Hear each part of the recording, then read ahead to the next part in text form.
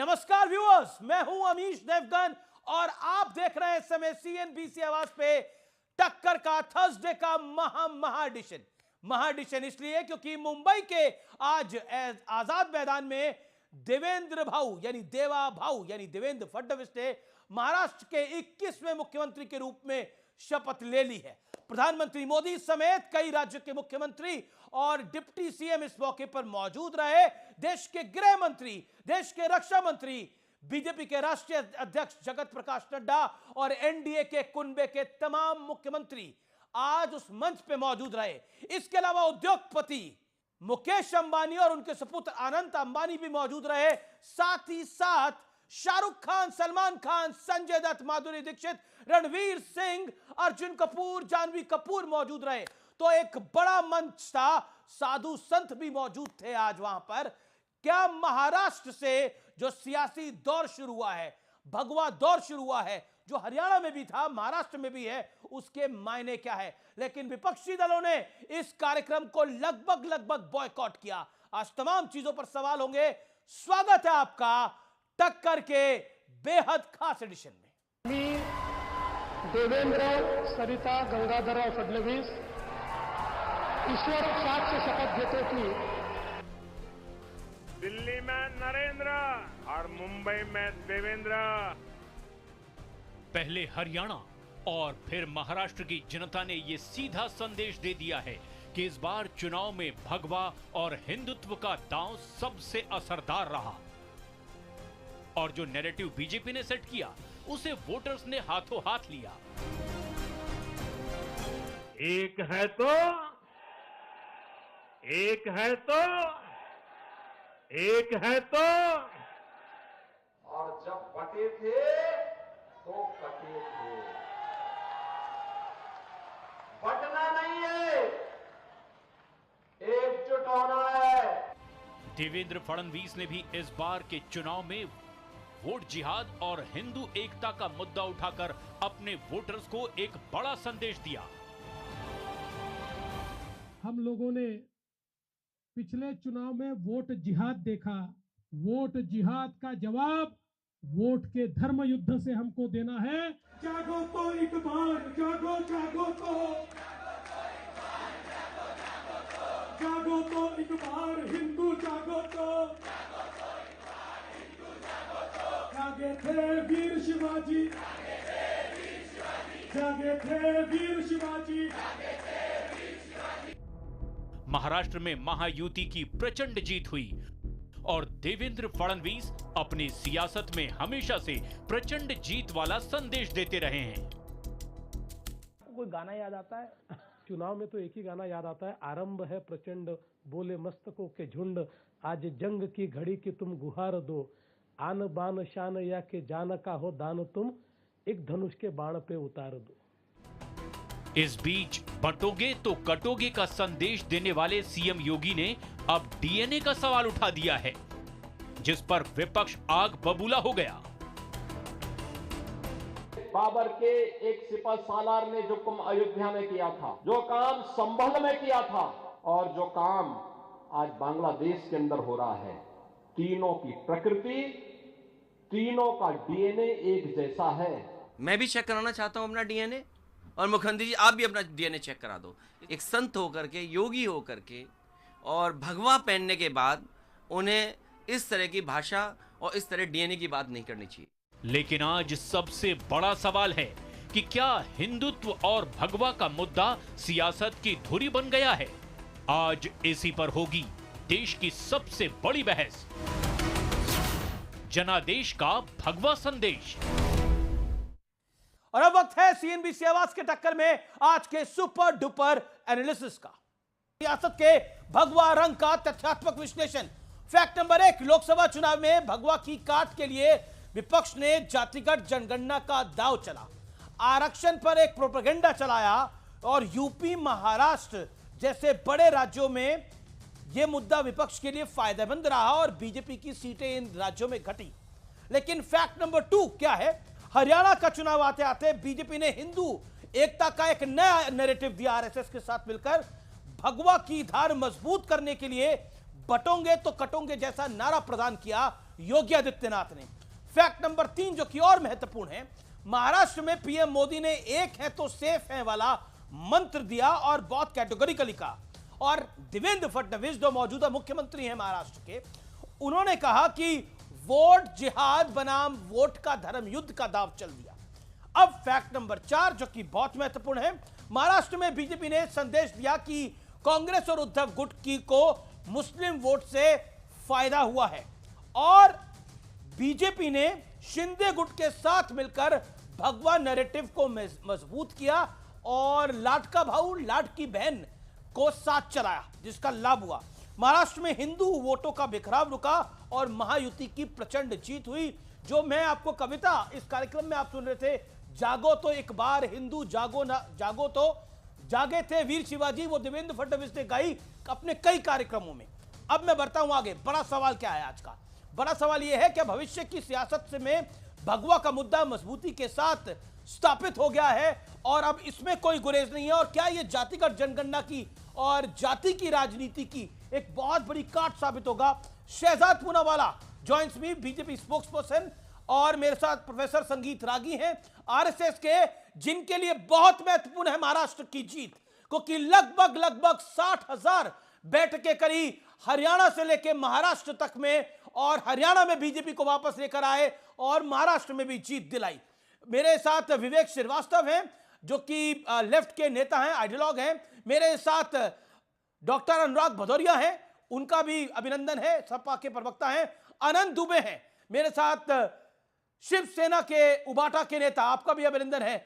मैं सबसे पहले शुरुआत आपसे करता हूं विवेक श्रीवास्तव, और 40 सेकंड में जानना चाहता हूं, क्या आपको लगता है कि भविष्य की राजनीति के अंदर ये जो नैरेटिव, जाति का नैरेटिव था, वो उस नैरेटिव, उस तिलिस्म को तोड़ दिया गया है?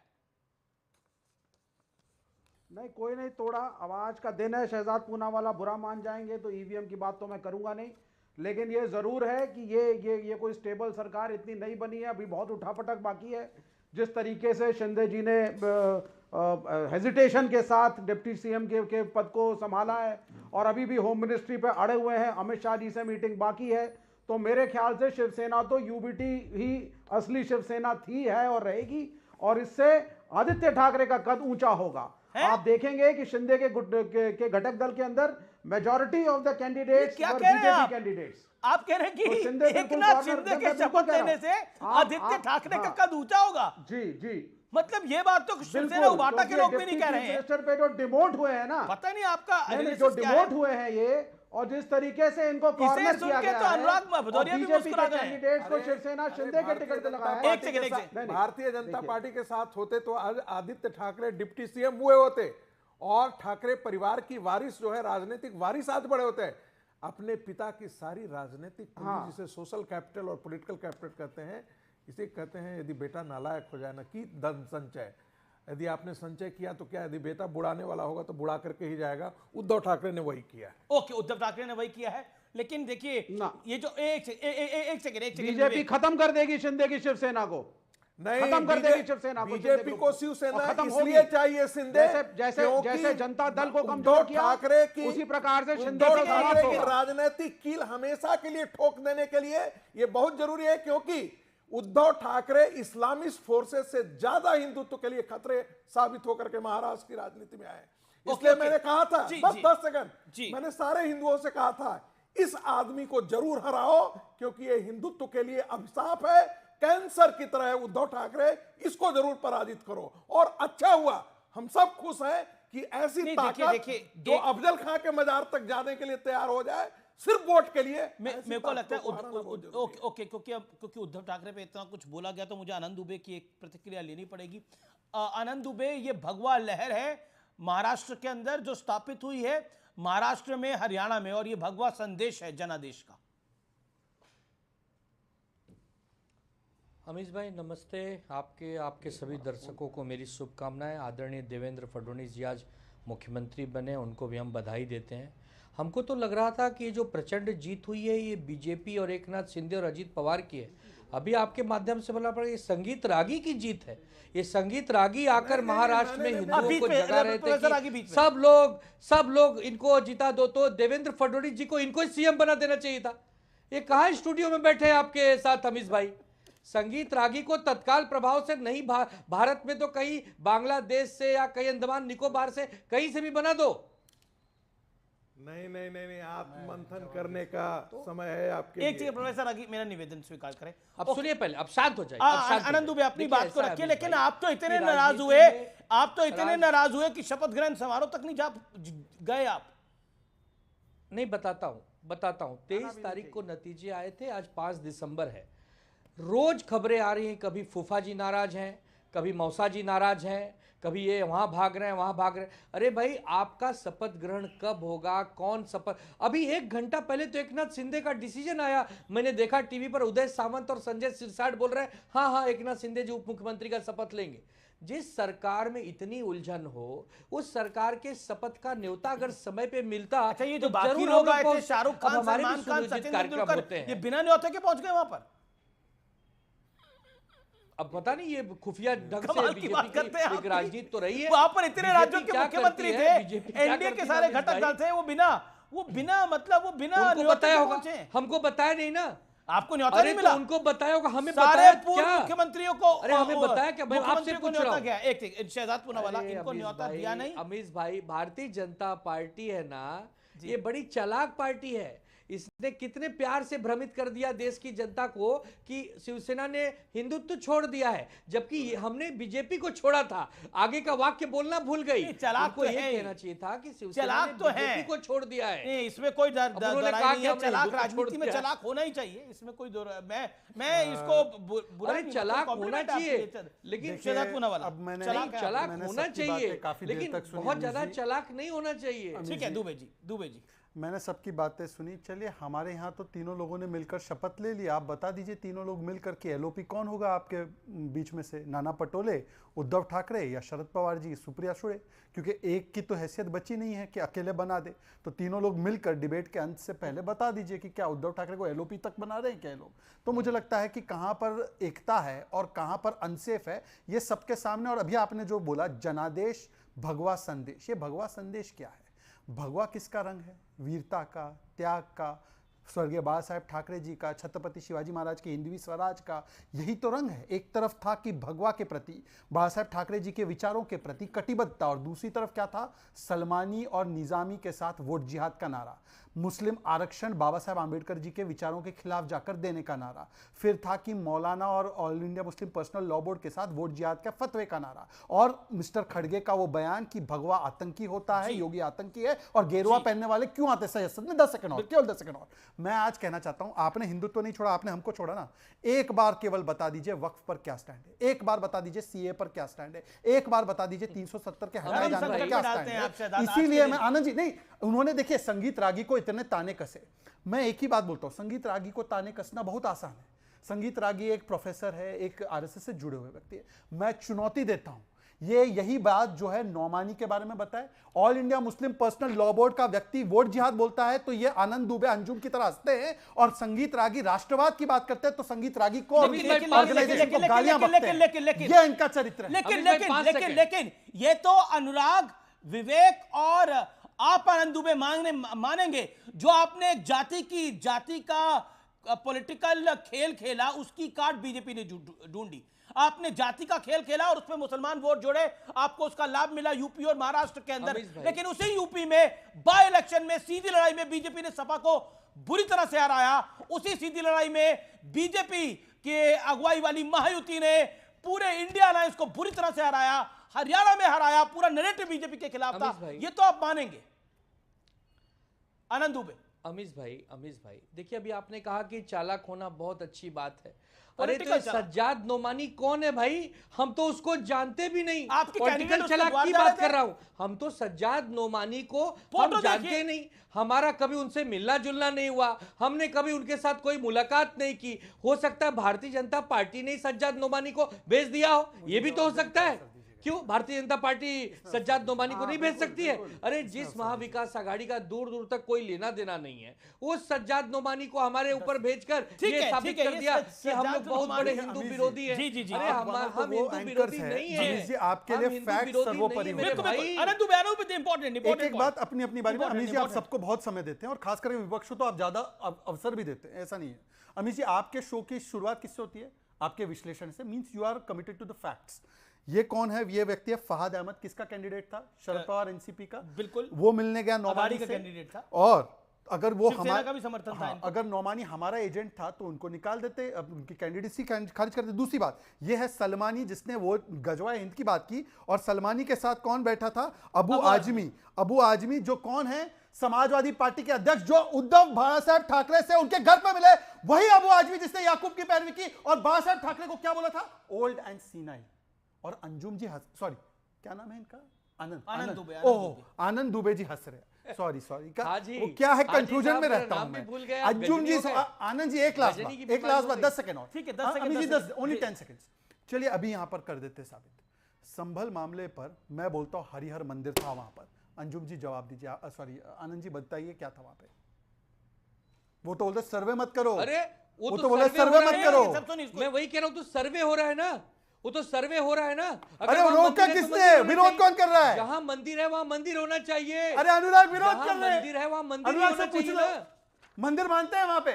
मैं कह रहा हूं हरिहर मंदिर है, मानते हैं क्या अनुराग? ये कह रहे हैं कि संभल का व्यू मैं इनका टेक है कि राम मंदिर होना चाहिए। जो मस्जिद है विवादित ढांचा, वो विवादित ढांचा, हरिहर मंदिर, स्कंद पुराण, मत्स्य पुराण, सारे जगह पर। अरे बाबरनामा में है, ऐने अकबरी में है भाई। आप लोग तो वो तो पढ़ते हो ना, बाबरनामा तो पढ़ा ही होगा आपने अंजुम जी। अरे कौन बाबर यार? बाबर कौन है?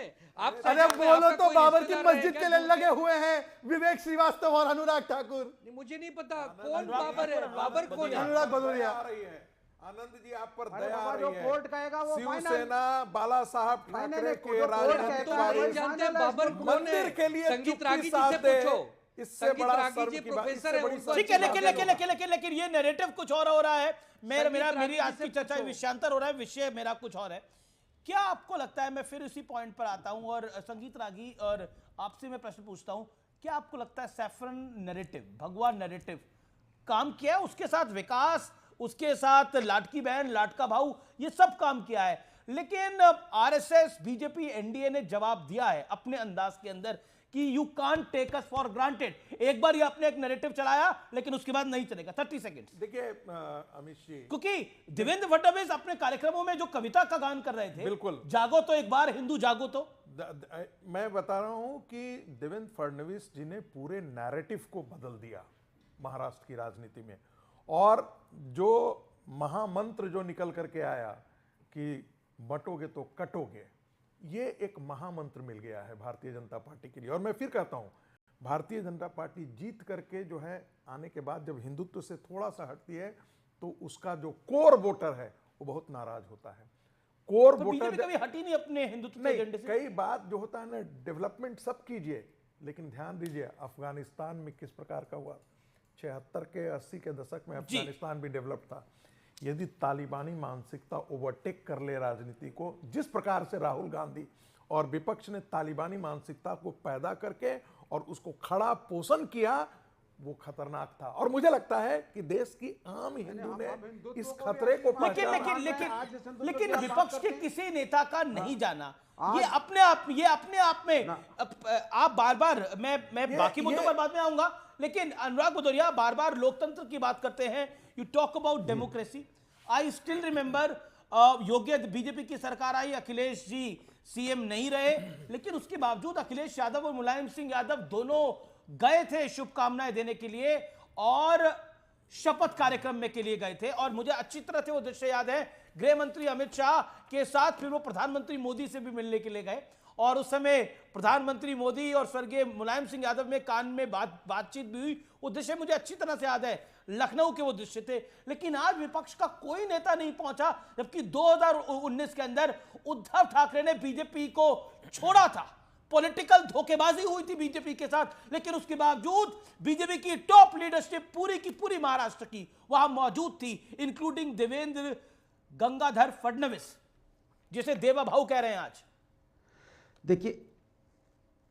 देखिए सबसे पहले तो मैं एक बात बता दूं, 2014 के बाद से जिस तरह से भारत के अंदर में नफरत की राजनीति को जन्म दिया जा रहा है, ये देश के लिए ठीक नहीं है, देश के स्वास्थ्य के लिए ठीक नहीं। हो सकता है भारतीय जनता पार्टी को अपना राजनीतिक फायदा मिल रहा हो, वो भी कुछ दिन तक मिलेगा। क्षणिक राजनीतिक फायदा के लिए आप देश को दांव पे नहीं लगा सकते।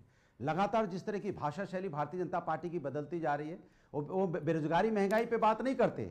वो किस तरह की बातें कर रहे हैं, कभी डीएनए, कभी धर्म की राजनीति। नहीं, मेरा ये प्रश्न है कि ये शपथ ग्रहण से नफरत क्यों थी? जवाब पे आप तो दिक्कत ये है कि शपथ ग्रहण से नफरत क्यों थी? दर्द होता है, इतना दर्द होता है कि आप मुझे दर्द नहीं हो रहा, मैं सवाल पूछ रहा हूं। रहिए भाई, विपक्ष को लेकर आप इतने परेशान क्यों रहते हैं? अभी मैं बोलना शुरू नहीं करते, आप चिल्लाना शुरू करते हैं।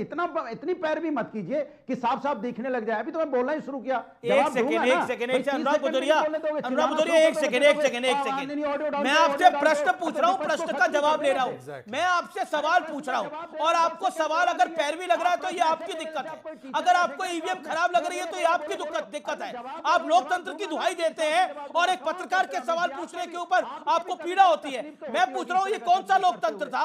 ये कौन सा लोकतंत्र था कि विपक्ष का कोई भी नेता नहीं पहुंचा आज वहां पर महायुति के शपथ ग्रहण के अंदर? ये कौन सा लोकतंत्र था? तकलीफ होती है, जवाब दीजिए। चिल्लाना शुरू कर देते हैं, बोलना है तो मत बुलवाइए, बोल दीजिए चुप बैठे। ठीक है, आपको नहीं बोलना, ये आपकी कॉल है। क्या दिक्कत है? Your time is over. अगर आपको नहीं बोलना तो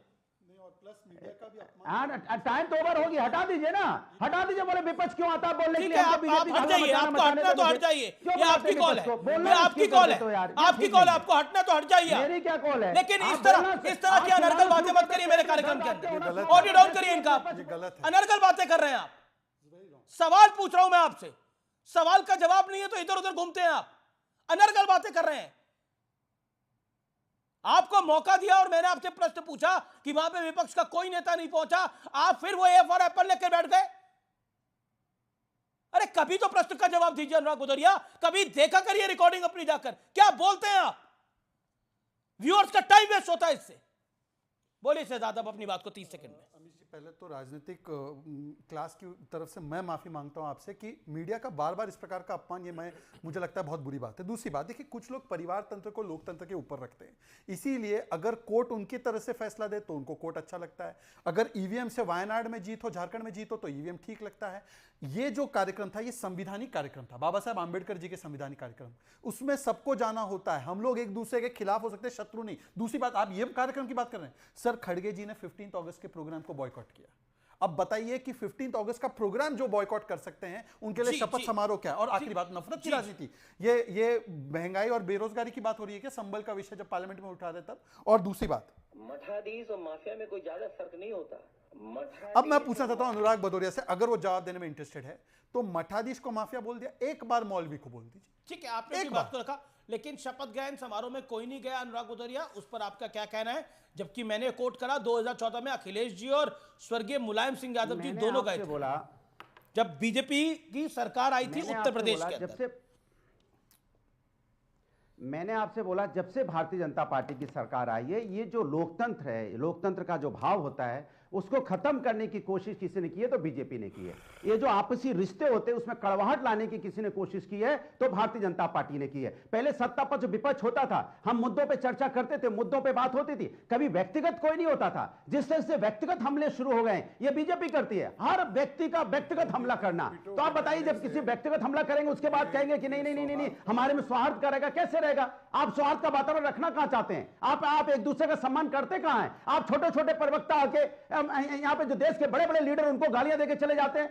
बताइए, आप किसी को तुड़तड़ा करके चले जाते हैं। ये कोई ऐसे थोड़ा है भाई, हमारे जो संस्कृति संस्कार है कि नहीं, डेकोरम है कि नहीं? संवैधानिक पद पर बैठे लोगों को गाली देना कोई अच्छी बात है क्या? लगातार इस तरह का जो सौहार्द, जो वातावरण खराब होता है, ये ठीक नहीं है। और इसीलिए कह रहा हूं, इस तरह का जो माहौल पैदा हो रहा है, एक दूसरे के शपथ में नहीं जाना, ये उसी का परिणाम है। ये नहीं होना चाहिए। ये मैं चाहता हूं कि समाज के अंदर लोकतंत्र जिंदा रहना चाहिए। हमारे वैचारिक मतभेद हो सकते हैं, वैचारिक लड़ाई हो सकती है, लेकिन व्यक्तिगत लड़ाई नहीं है। किसी के मनभेद नहीं है। हम यहाँ पे मनभेद की बातें करते हैं, ये ठीक नहीं है। मनभेद तो मेरे और आपके भी नहीं है अनुराग जी, की बात नहीं हो पाती है, तो लोगों के बीच में मनभेद होता है, नहीं होना चाहिए। राजनीति में ऐसा नहीं हुआ कभी। बिल्कुल बिल्कुल, आप अपनी वाणी को विराम दीजिए। हमारे झगड़े पानी का ग्लास पीजिए, हमारी लड़ाइयां होती थी, लेकिन विचारों की थी, व्यक्तिगत नहीं थी। ठीक है, अच्छा व्यक्तिगत होने लगा है। देखिए, बताइए एक आप, सेकंड, इसके एक पहले हम सेकंड, लोग एक किसी सेकंड, अनुराग भाई बोला आपने। कांग्रेस के खिलाफ हम लोग होते थे। कांग्रेस ने जब भी गलत किया तो सरकार में अनुराग, हम लोग you उसके made your खिलाफ point. लड़ते थे, रोड पे धरना प्रदर्शन होते थे, हर तरह की बात होती ठीक है, थी। यू मेड योर लेकिन पॉइंट। व्यक्तिगत हम देखिए, आपने अपनी बात को रखा। ओके, शहजाद। अमीश जी, आप अभी एक और फैक्ट चेक कराइए। मैं छोटा प्रवक्ता हूं, मैंने आज तक अखिलेश जी के लिए ऐसी कोई भी शब्दावली का इस्तेमाल नहीं किया। चिरकुट छुटवैया किसने बोला था अखिलेश जी को? या अखिलेश वखिलेश किसने बोला था अखिलेश जी को? मुलायम सिंह यादव जी को मैंने आज तक या किसी हमारी पार्टी के व्यक्ति ने उनको भ्रष्ट नहीं बोला। उनके ऊपर सीबीआई का केस शुरू किसने किया था? और एक बार फैक्ट चेक ये भी करा दीजिए कि स्वर्गीय मुलायम सिंह यादव जी को पद्म अवार्ड किसने दिया था? बीजेपी के ही नहीं, कांग्रेस के कई सारे बड़े नेताओं को किसने पद्म सम्मान सम्मानित किया था? जबकि अपने आप को भारत रत्न देने की प्रथा कहां है? 10 सेकंड अनुराग जी, मैंने आपके बीच में एक भी बात नहीं बोला। और दूसरी बात, 125 से ज्यादा गालियां, जैसे अभी संगीत जी बता रहे थे प्रधानमंत्री को कि कब्र खुदेगी, हिटलर की मौत मरेगा, डैश डैश की मौत मरेगा, नीच भस्मसूर गंगू तेली, भस्मसूर गंगू तेली, ये सारी गालियां देने के बाद और राहुल गांधी ने बोला कि डंडों से पीटा जाएगा। तो राजनीतिक स्तर और बाकी सब छोड़ दीजिए, मोदी जी के कई वर्षों पहले वाजपेयी जी को पहली बार गद्दार सोनिया गांधी ने कहा था। बिल्कुल, आप बता दीजिए, ये फैक्ट चेक है, कर दीजिए ऑन। और तब पता है किसने विरोध किया था? बाला साहब ठाकरे जी ने, कि ये सोनिया गांधी विदेश से आई है और ऐसे शब्दावली का इस्तेमाल करती है वाजपेयी जी के लिए। मैं गलत बोल रहा हूं तो आनंद दुबे जी करेक्ट कर दे। अच्छा, ठीक है, क्योंकि ये बार बार प्रश्न हो रहा है। और आनंद दुबे, मैं आपके पास आता हूं, क्योंकि आप जब उद्धव ठाकरे की शपथ थी और उद्धव ठाकरे की शपथ पे देवेंद्र फडणवीस और बीजेपी की महाराष्ट्र की टॉप लीडरशिप वहां मौजूद थी, जबकि बहुत बड़ा मनमुटाव था। बीजेपी के साथ आप चुनाव जीत के आए थे और आपके अलायंस को बड़ा नंबर मिला था, लेकिन उसके बावजूद आपने पाला बदल लिया था। तब भी बीजेपी शपथ में आई थी। आज आपके नेता शपथ में क्यों नहीं आए? आनंद दुबे। अरे, मैं वही कह रहा हूं कि शपथ में हम जरूर आते। अगर हमें समय के पहले सूचना मिलती तो हम आते। तो इनको जो मिली पुख्ता जानकारी है कि हमें न्योता दिया ही माधुरी दीक्षित, सलमान खान, नहीं हमें बुलाया था, संजय दत्त, शाहरुख खान, रणवीर सिंह, रणबीर कपूर, सचिन तेंदुलकर, ये बिना बुलाया आते थे। बुलाना चाहिए ना। अरे तो हम कोई कलाकार हैं, हमें बुलाया क्या?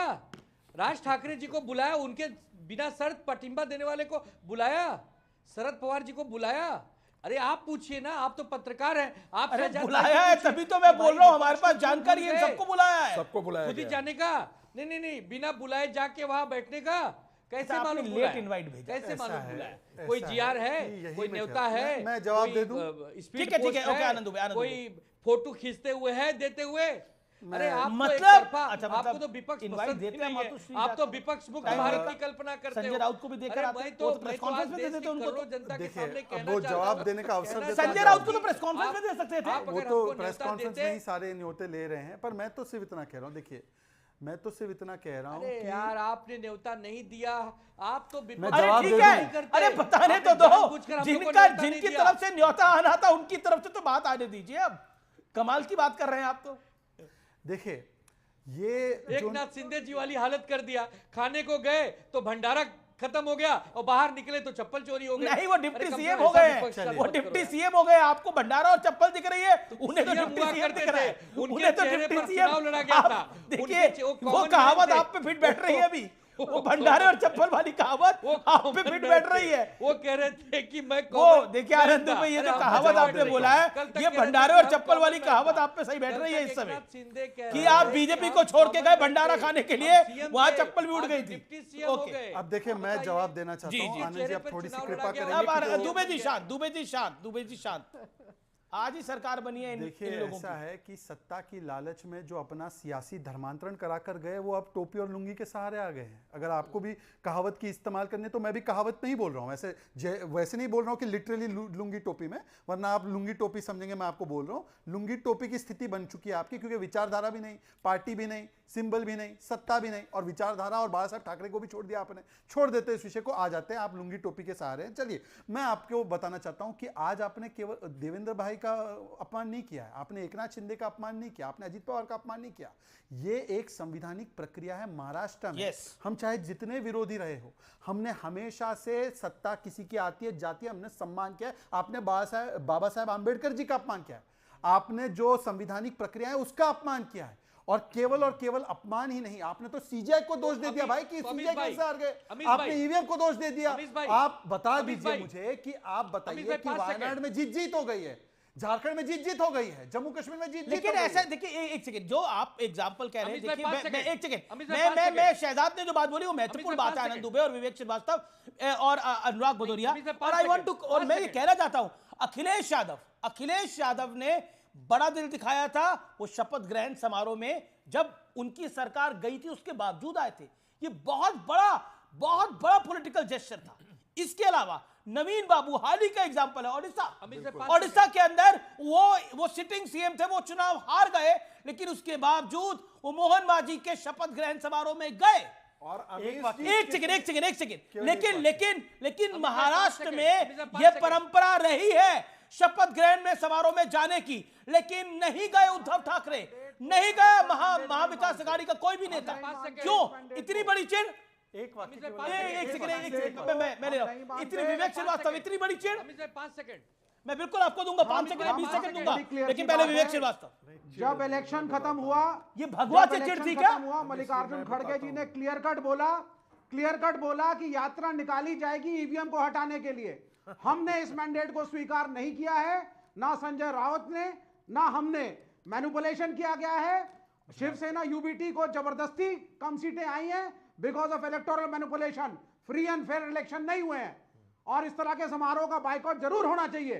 आप तोड़ फोड़ से मुख्यमंत्री जरूर बन जाइए आप, और शिंदे साहब की सेना तो अब खत्म होगी 1 साल में, 2 साल का हनीमून समाप्त। ठीक है, ये लिख लीजिए, बहुत सही कहा है मेरे मित्र ने जो यूबीटी से आए हैं कि भंडारा खाने गए थे, भंडारा भी खत्म, बाहर ये तो आपकी कहानी है। ओके, इनके साथ यही हुआ है। आपने सबकी प्रेडिक्शन कर दी, शिंदे की सेना भी खत्म हो जाएगी, बीजेपी बड़ी गलती से जीत गई है वहां पर। ओके, केवल 10 सेकंड लेकर बोलना चाहता हूं। चलिए विवेक जी, आपने ईवीएम पर जो है आपने 5 सेकंड विवेक जी दूंगा आपको, मैं आपके पास भी आएंगे 10 सेकंड।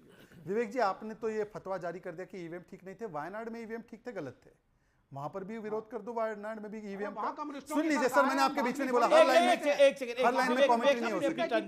20 सेकंड है, ऑडियो डाउन शहजाद के 20 सेकंड। अच्छा, दूसरी बात, अभी आनंद जी ने कहा कि हमें आकर बुलाया नहीं। आपको याद होगा अमित जी, आप तो एज ए रिपोर्टर आपने हमारी पार्टी को बहुत कवर किया है। जब भी हम लोग बड़ी पार्टी बने तब भी हम बाला साहब ठाकरे जी के पास मातोश्री जाते थे और हर चीज का डिसीजन मातोश्री से होता था। इस बार एक मीटिंग बता दो जहां पर शरद पवार और राहुल गांधी मातोश्री आए हो। हर बार इनको सिल्वर ओक जाना पड़ा, यहां तक कि 10 जनपद जाना पड़ा अपने आप को घोषित करने के लिए, और फिर भी मुख्यमंत्री के चेहरे के रूप में घोषित नहीं हुए। अब मातोश्री को मांगोश्री बना दिया, और यहां पर कह रहे कि न्योता नहीं आया, न्योता नहीं आया आपको। ओके, आनंद दुबे ऑडियो डाउन, जिसका मैं नाम लूं उसी का ऑडियो खोलिए। आनंद दुबे जी। अभी अमीश भाई, अभी डॉक्टर बाबा साहब अंबेडकर जी के संविधान की बात शहजाद भाई कर रहे थे। इस बहुत बड़ा चैनल है आपका, करोड़ों लोग देख रहे हैं। दिल बड़ा करके बताइए कि नेता प्रतिपक्ष हमको बनाएंगे? बताइए शहजाद भाई, हमारी संख्या तो कम है, लेकिन सरकार चाहे तो नेता प्रतिपक्ष बना सकती है। इनको बोले 10 सेकंड जवाब सुनिए, ठीक है? अब मैं आपने 10 सेकंड। महाराष्ट्र की विधानसभा है 288, 10% चाहिए आपको, दैट मींस 29 चाहिए। इनकी है 20 सीट्स, ठीक है? ये बनने के लिए इनको एसपी शरद पवार का और कांग्रेस का समर्थन चाहिए। पहले बता दीजिए आपके पास दोनों का है क्या? नहीं, हम तैयार हैं, आप बता दीजिए दोनों का है क्या? हम स्पीकर बनाते हैं, हम तैयार हैं, बता दीजिए दोनों का है क्या? सरकार यही छोटा दिल है, सरकार नहीं बना सकती है, उनके यही बिना जाके संकुचित खिलाफ मानसिकता है, जाके। आप यही जानते आपका हैं इस बात षड्यंत्र है, को। कहना भाई कुछ और, बकायदा करना 10% कुछ लिखा हुआ है, हम और। नहीं आपकी बना गलती सकते करने में किसी को। कुछ ये बताइए, सरकार चाहे इनसे तो चार, मैं आपको बता रहा हूं, इनसे तो संपूर्ण शिष्टाचार आप चाह रहे हैं। आप कह रहे हैं कि आपको नेता प्रतिपक्ष भी ये बना दें, लेकिन शपथ ग्रहण समारोह में गए नहीं आपके लोग, और आपका अधिकार आप ले लीजिए ना। लेकिन देखिए इनसे पूरा शिष्टाचार जा रहे हैं। अनुराग भाई, ओके, आनंद भाई, इनसे संपूर्ण शिष्टाचार जा रहे हैं, और शिष्टाचार का ध्यान रखें। लेकिन शपथ ग्रहण समारोह में बधाई देने के लिए गए नहीं, दिया ही नहीं। इन्होंने ट्विटर के माध्यम से एक दूसरे को बताया। देखिए आनंद, इनकी तैयारी बहुत आप भी जानते हैं, आप भी जानते हैं कि न्योता मिला। इन्होंने आपको पता है कि क्यों नहीं गए हैं, विपक्ष को गुमराह किया। लेकिन चलिए मैं एक और उदाहरण दूं, एक बड़ा दिल दिखाना चाहिए। 5 राम मंदिर का तो न्योता मिला था ना, कि वो भी नहीं मिला था? वहां गए? तो हम तो 22 अरे बताइए ना, कहाँ इनके चक्कर में पड़े अमित जी? आप मुझसे ज्यादा जानते हैं, आप मुंह से प्रकट नहीं करते, आप सब जानते हैं इनकी असलियत क्या है। राम मंदिर के प्राण प्रतिष्ठा में जो नहीं गए वो समारोह में आएंगे। गुलाम नहीं है। संगीत रागी जी बताइए। गुलाम तो कोई किसी का नहीं है। जाएंगे जब मंदिर का पूरा काम पूरा होगा। लेकिन मैं एक योगी आदित्यनाथ का कोट बता रहा हूँ, उसमें सवाल पूछ रहा हूँ आपसे। एक सेकंड, ऑल ऑडियो साउंड, संगीत रागी ऑन स्क्रीन। बाबर के एक सेनापति ने जो काम अयोध्या में किया था, जो काम संभल में किया था, और जो काम आज बांग्लादेश में हो रहा है, तीनों की प्रकृति, तीनों का डीएनए एक जैसा है। योगी आदित्यनाथ, अखिलेश जी कहते हैं मैं भी चेक कराना चाहता हूं अपना डीएनए, और मुख्यमंत्री जी आप भी अपना डीएनए चेक करा लो। कि डीएनए चेक करने की क्या बात है भाई? देखिए, ये फ्रस्ट्रेशन की भाषा है, और जैसे कहते हैं पर जो योगी जी ने बोला, वो योगी जी ने एक बहुत सामान्य बात, बहुत मूल मंत्र दिया है। आखिर बांग्लादेश में इस्लामिक रेडिकलिज्म है, अयोध्या से जोड़ के, संभल से जोड़कर, इसलिए क्योंकि जो इस्लामिक बर्बर आक्रांता आया वो भारत के अंदर मस्जिदों मंदिरों को तोड़ा। आज बांग्लादेश के अंदर क्या हो रहा है? जितने हिंदू प्रतीक हैं उनको तोड़ा जा रहा है, इस्कॉन के मंदिर को तोड़ा जा रहा है। हिंदुओं की जनसंख्या 33% से 8%। आप तुलसी गेवार्ड का आप एक इंटरव्यू देखिए, क्या कहा कि बांग्लादेश में हिंदुओं पर अत्याचार नहीं, उनको बर्बरता से वहां पर मारा जा रहा है, और दुनिया चुप है। आप ये अंदाजा लगाइए, भारत के अंदर भी बहुत बाद में, मैं तो कहता हूं यहां हिंदुओं में उबाल आना चाहिए था। जिस प्रकार से, आखिर वो हमारा हिस्सा था भाई। पाकिस्तान लियाकत समझौते से पहले कहा गया था ना कि भाई हिंदुओं का वहां प्रोटेक्शन होगा, पाकिस्तान में भी प्रोटेक्शन होगा। भारत का मुसलमान तो 9.6% से 18% पर पहुंच जाता है, और 33% से 8% पर बांग्लादेश है। Secular country. तो मैं कह रहा हूं ना कि आखिर इस इस्लामिक रेडिकलिज्म का जवाब कहां है? हिंदू एकता में। ओके, मैं रुक करता हूं अनुराग भदौरिया का। अनुराग भदौरिया, ये डीएनए क्यों नहीं आया? क्यों नहीं आया? जी, देखिए, कई बार आपने देखा होगा ना, मुंह ढकते हुए। देखें, जो कोर्ट से निकलता है आदमी तो मुंह ढके हुए रहता है, अपना पहचान नहीं। क्या आप चेहरा लेकर के उद्धव ठाकरे जाते अमित शाह जी के पास, मिलना तो पड़ता, प्रधानमंत्री जी के पास? क्या आपने छुड़ा भोंका है भारतीय जनता पार्टी? आपने उद्धव ठाकरे का बौद्धिक और वैचारिक खतना हो चुका है, ये मैं कई बार दोहराया हूं। मुझे लगता है शब्दों को हम प्रधानमंत्री जी के खून में उबाल सही से चूज करें। ओके, अनुराग भदौरिया, अभी तक वो किसके बीच में आएगा?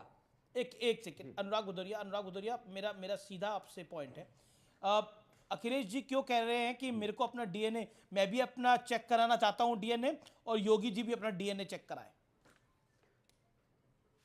क्यों? देखिए, इस हिंदुस्तान उनके डीएनए चेक करने की बात तो नहीं कही योगी आदित्यनाथ ने? भारतीय जनता पार्टी, सुन तो मेरी बात, तो वही तो मैं कह रहा हूं ना, भारतीय जनता पार्टी को बार बार ये कहने की क्या जरूरत पड़ती है कि आप संभल को बांग्लादेश से कंपेयर कर देंगे?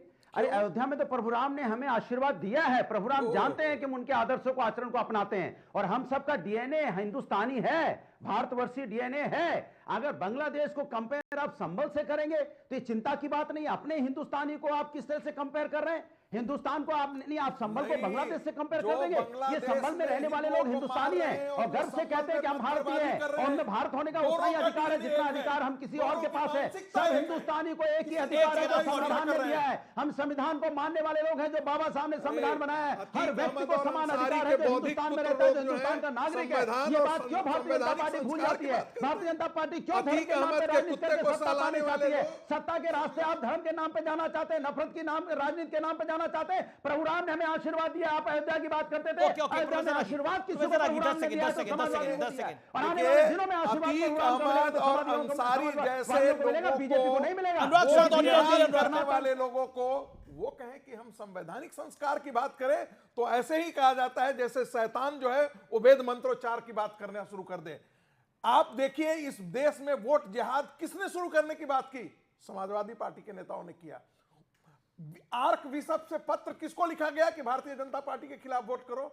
All India Muslim personal law board ने किसके खिलाफ कहा कि ये दिल्ली की सत्ता को हराना है? दिल्ली की सत्ता में बैठा हुआ कौन है? नरेंद्र मोदी। नरेंद्र मोदी क्या है? हिंदुत्व के प्रतीक हैं, हिंदुत्व और विकास के प्रतीक। ये 2024 के चुनाव में भारत के मुसलमानों ने, मैं फिर कहता हूं सारे नहीं, 90% मुसलमानों ने हिंदुत्व के खिलाफ वोट किया, वोट ये जिहाद आपका किया। वर्जन है, ये आपका नहीं, वर्जन है। मेरा पास डेटा है इसलिए मैं बोल रहा डेटा, हूं। ये आपका डेटा मेरा है। डेटा ओके है। शहजाद जो अनुराग ने बात बोली उसका पॉलिटिकल जवाब। मैं उसका पॉलिटिकल, देखिए एक बात तो उन्होंने अभी कही कि सारे हिंदुस्तानियों का डीएनए एक है, ये अगर मानते हैं तो फिर एक है सीएफए का विरोध क्यों करते हैं भाई?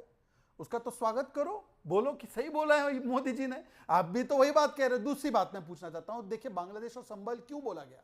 क्योंकि बांग्लादेश में भी आप देख लीजिए इनका पैटर्न, वहां के हिंदुओं के लिए इतनी चिंता किसी को नहीं है, और यहां पर भी कोई हिंदू व्यक्ति मारा गया हो, राम कुमार मिश्र गए क्या उसके पास?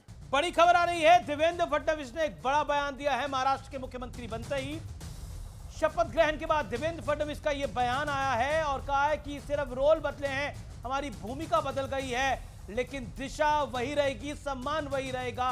ये क्लियर कट का है, दिशा बिल्कुल नहीं बदली है। इस बार टेस्ट मैच जैसी पारी होगी, 2020 नहीं होगा। मंत्रिमंडल से ज्यादा बदलाव नहीं होगा, यह भी कहा गया है। शपथ ग्रहण के बाद देवेंद्र फडणवीस का बड़ा बयान है, इसके अपने आप में बड़े मायने हैं कि दिशा और दशा वही रहेगी और सम्मान भी वही रहेगा। मैं सीधा रुख करता हूं, मेरे साथ कई मेहमान जुड़े हुए हैं। शहजाद पूनावाला हैं, मेरे साथ आनंद दुबे हैं, विवेक श्रीवास्तव हैं, मेरे साथ अनुराग भदौरिया हैं और प्रोफेसर रागी हैं। मेरा स्पष्ट सवाल है कि जिस तरह से आनंद दुबे, जिस तरह से एक भगवा लहर हमने देखी है, क्या आपको भी लगता है कि कांग्रेस के बारे में आपको रीथिंक करना पड़ेगा? कांग्रेस के बारे में, सपा के बारे में दोबारा सोचना पड़ेगा? अरे भैया, ऐसा है कि हम 30 वर्षों तक कांग्रेस के खिलाफ लड़ते आए, 30 वर्षों तक बीजेपी के साथ लड़ते आए। अब 30 वर्ष से हम बीजेपी के खिलाफ बाद में लड़ रहे हैं और अभी कांग्रेस के साथ लड़ रहे हैं। तो चुनाव हार जाने से, जीत जाने से पूरी समीकरण थोड़ी बदल जाएंगे कि अब कांग्रेस से भाई दोस्ती तोड़ देनी है, अब वापस बीजेपी को पकड़ लेनी है। ये सब चीजें इतनी जल्दबाजी से नहीं होते, एक मंथन चिंतन का दौर चल रहा है, उसमें हम देखेंगे। सामने में देरी तो लेख लिख रहे हैं आप लोग। ठाकरे जी के स्मारक पर गए, लेकिन आज एकनाथ शिंदे जी ने तो हद कर दी। उन्होंने हिंदू हृदय सम्राट बाला साहब ठाकरे जी के नाम के बाद मोदी जी और अमित शाह का भी नाम ले लिया। मतलब उन्होंने दिखा दिया कि हम पूरी तरह से बीजेपी और मोदी जी और you made your point, time is less. अगर शिवसैनिक होते तो सिर्फ हिंदू हृदय सम्राट कंट्रोवर्सी बनाने का प्रयास है कि बाला साहब के साथ प्रधानमंत्री मोदी और गृह मंत्री अमित शाह का नाम लिया गया। अरे मैं तो पूछ रहा हूं कि एक बार अनुराग भदौरिया के मुंह से हिंदू हृदय सम्राट बाला साहब ठाकरे जी बोलकर दिखा दीजिए, विवेक श्रीवास्तव के मुंह से बोलकर दिखा दीजिए, राहुल गांधी के मुंह से बोलकर अनुराग के मित्र हैं या मैं अनुराग आप अनुराग के मित्र हैं कि उनको पसंद नहीं करते? अनुराग उनकी राजनीति का डब्बा गोल करना चाहते हैं क्या ये सब बोलकर? उसी से पता चल जाएगा कि देखो, प्लेसेस ऑफ वर्शिप एक्ट में कैरेक्टर बदलना गुनाह है, डिटरमिन करना, इनका भी कैरेक्टर डिटरमिन करिए। आज उद्धव भाईजान का डिटरमिन कीजिए कैरेक्टर क्या है, अब पता चलेगा कि उनका कैरेक्टर उद्धव ठाकरे, उद्धव भाईजान नहीं, उद्धव ठाकरे। ओके अनुराग 20 सेकंड। देखिए ये आपकी दुकान बंद करना चाहते हैं पूरी तरह से अनुराग। सुनिए, भारतीय जनता पार्टी के प्रवक्ता की जैसी मेरी भाषा नहीं हो सकती। अपमानजनक शब्दों का हम किसी का इस्तेमाल नहीं करते, हमारे संस्कृति। हिंदू हृदय सम्राट बोलना अपमानजनक है? आपने सही बोला। देवेंद्र फडणवीस जो है वो टेस्ट मैच खेल रहे हैं, लेकिन शिंदे साहब, अजीत दादाजी तो 2020 मैच के प्लेयर है। वो पता नहीं कब बदल जाएंगे, पता नहीं बदल भी जाएंगे तो बीजेपी के पास अपना नंबर बहुत है भाई। इस बारी बीजेपी ने वो बड़ा रिस्क लिया ही नहीं है, इसीलिए बोला देवेंद्र फडणवीस अभिमन्यु है आज के युग के। ओके, मुझे लगता है कि एक बहुत बड़ा मैंडेट मिला है और इस मैंडेट ने एक बात बताया है, हिंदू संगठित होगा तो बाकी सारी चीजें जो है अपने आप खत्म हो जाएंगी। सावरकर जी ने कहा था, राष्ट्र में नरेंद्र, महाराष्ट्र में देवेंद्र। और ये जो है ना, और जब देवेंद्र फडणवीस ये कविता गाते थे, जागो जागो जागो हिंदू जागो ना, तो विपक्ष कहता था घोर कम्युनल है ये। नहीं, मैं कह रहा हूं कि देवेंद्र जी ने वो जो जागो हिंदू जो बोला, एक लहर जैसा फैला। लेकिन अब वक्त एक अंतराल का है। कीप वॉचिंग CNBC आवाज।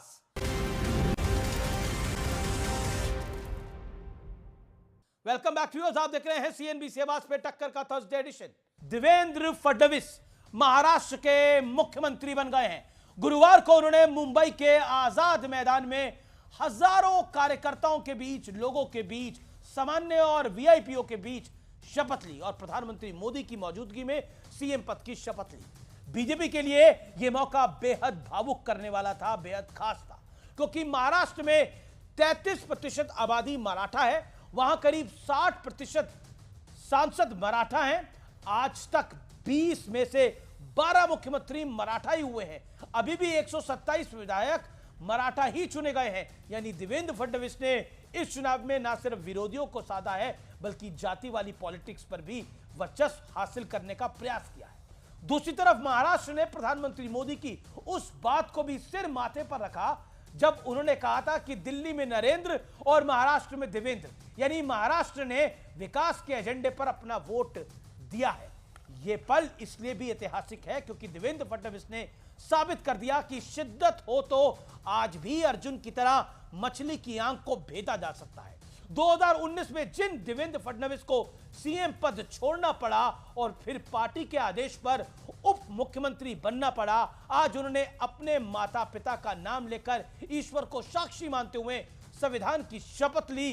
बीजेपी के लिए यह बेहद खास मौका था क्योंकि 1980 में, और भावुक मौका इसलिए क्योंकि 1980 में यही मुंबई शहर था, यही बांद्रा था जहां बीजेपी के गठन के बाद पहला अधिवेशन हुआ था और उसी अधिवेशन में बीजेपी के पहले राष्ट्रीय अध्यक्ष अटल बिहारी वाजपेयी ने कहा था कि अंधेरा छटेगा, सूरज निकलेगा और कमल खिलेगा।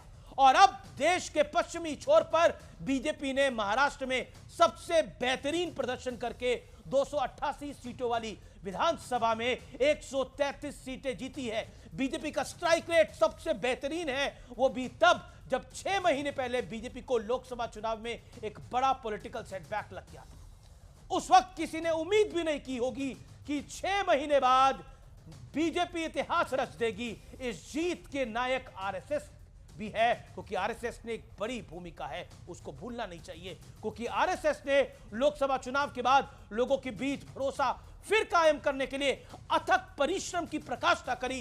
राष्ट्रीय स्वयंसेवक संघ ने पूरे महाराष्ट्र में 60,000 से ज्यादा जनसभाएं की। 2025 में आरएसएस की स्थापना के 100 साल पूर्ण होने जा रहे हैं। बीजेपी की जीत ने इस शतक को बहुत खास बना दिया है। आज पूरब से पश्चिम तक, उत्तर से दक्षिण तक भारतीय जनता पार्टी का वर्चस्व है। महाराष्ट्र में देवेंद्र फडणवीस की हैट्रिक ने यह साबित कर दिया है कि राजनीति में परिश्रम की प्रकाष्ठा चलती है। बहानेबाजी और फर्जी नैरेटिव 1-2 चुनाव तक तो चल सकते हैं, लेकिन 6 महीने बाद उसे धराशायी कर दिया जाता है।